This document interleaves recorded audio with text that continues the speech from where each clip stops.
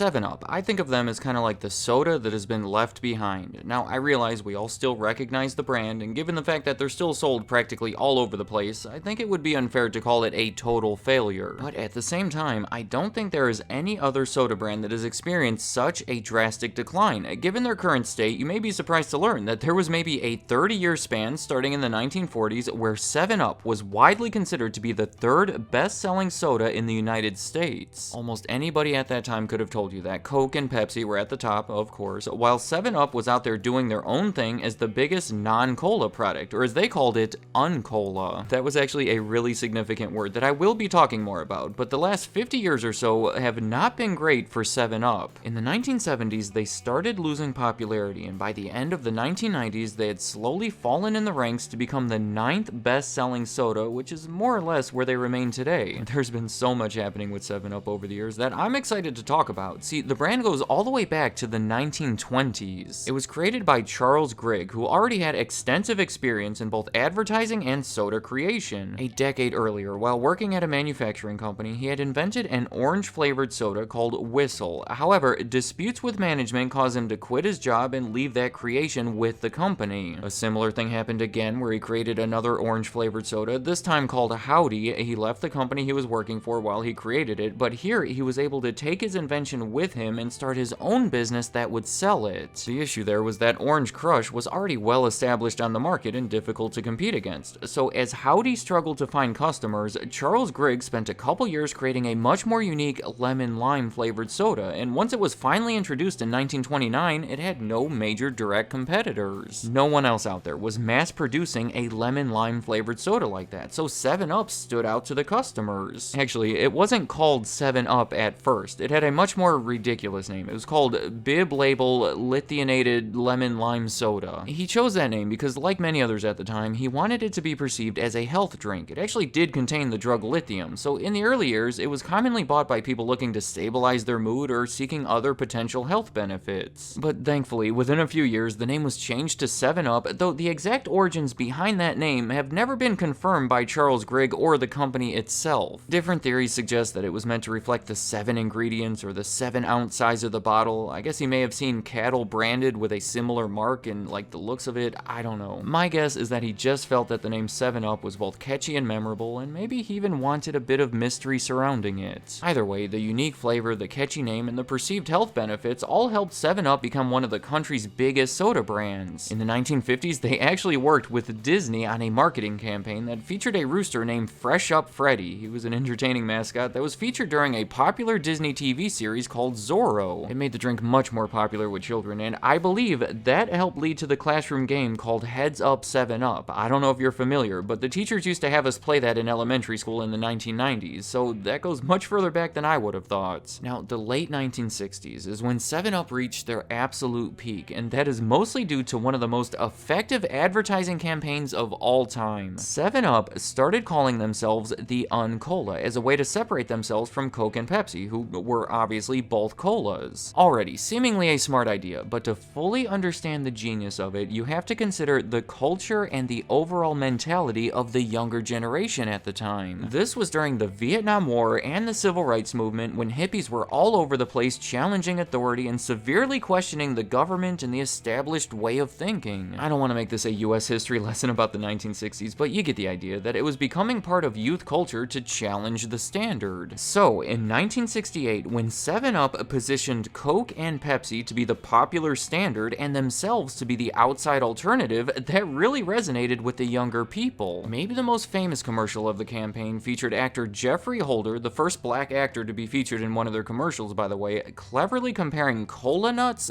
to uncola nuts. The uncola nuts were just a lime and a lemon. As I said, that was their height. It launched their popularity higher than it ever was before, but sadly, they could not maintain it. Just a few years later, by the early 1970s, 7-Up started to decline and things just continued getting worse. Remember, for so many years, 7-Up was the only notable lemon lime soda on the market, and all of that changed in a major way in 1961 when Coca-Cola introduced Sprite. Within 5 years, it was available to practically everybody in the US, and by the 1970s, it was stealing away market share and becoming the new favorite to many customers throughout the country, and just overall becoming a major concern for 7-Up. In 1978, 7-Up was bought by the tobacco company Philip Morris. I want to make it clear that 7-Up was already struggling, and despite a lack of experience in the soda industry, many believed that Philip Morris could potentially be the perfect ones to revive the brand. See, in the years leading up to this, their marketing approach was largely responsible for popularizing the cigarette brand Marlboro and the beer brand Miller. Maybe not the best brands to be promoting, but it did prove what they could do. So people were optimistic about the acquisition, but honestly, when looking back, it seems like reviving 7-Up at that time would have been almost an impossible task. Consider that during the Uncola campaign that was so successful, the main goal of it was to get people away from cola and toward lemon lime. But now, with Sprite on the market in such a big way, and with Pepsi soon introducing their own version called Slice that had its own gimmick containing 10% fruit juice, simply pushing people away from cola didn't necessarily mean that they were pushing people towards 7-Up. So, the new advertising campaign was not to focus on the lemon lime, but to focus on the fact that 7-Up did not have caffeine while many of the other leading sodas did. In 1981, they even introduced a mostly caffeine-free cola called Like that was obviously never too successful. Introducing Like.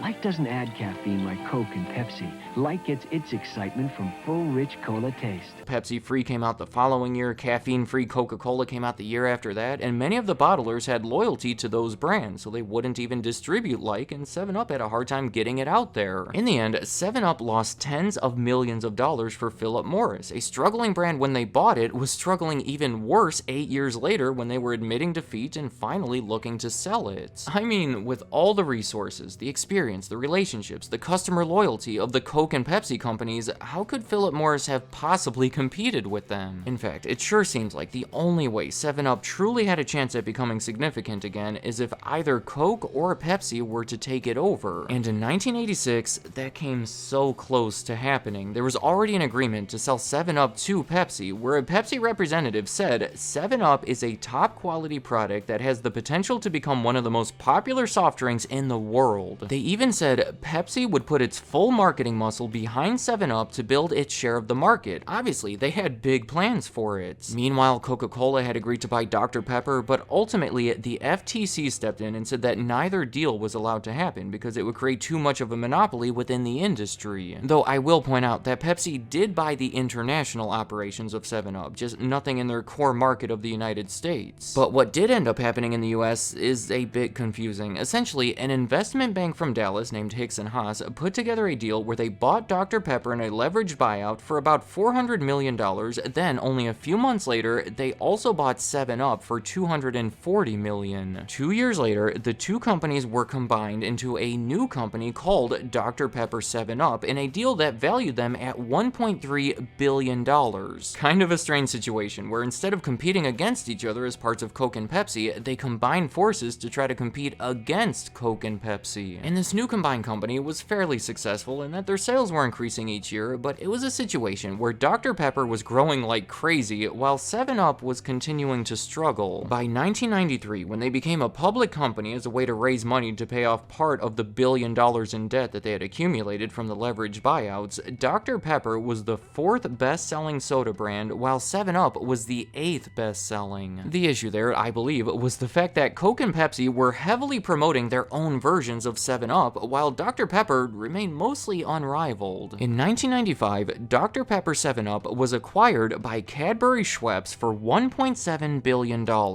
They were famously a candy company that had been slowly acquiring all of these soft drink brands, including Crush a few years earlier, so that's pretty interesting how 7-Up finally teamed up with the brand that indirectly helped inspire their creation in the first place. Clearly, the attractive part of the acquisition was the Dr. Pepper brand, and this is where 7-Up really started to get lost in the shuffle. I mean, look at how the New York Times reported the deal. They didn't even think 7-Up was important enough to mention in the headline. 3 years later, 7-Up had their first ever formula change. Another bad sign. I think it was subtle though, just giving it a stronger lemon-lime flavor, and they dropped their Uncola slogan as an attempt to attract younger customers. That Uncola campaign had been so effective in connecting with the youth of the 1960s that by the 1990s, those same people were the ones buying 7-Up, just 30 years older and giving the brand the reputation that it was for older people. In 2008, Cadbury Schweppes spun off all of these beverages into their own company that was named Dr. Pepper Snapple Group, again being overshadowed by the other brands, and finally, 10 years later, that company was bought by Keurig for over $18 billion,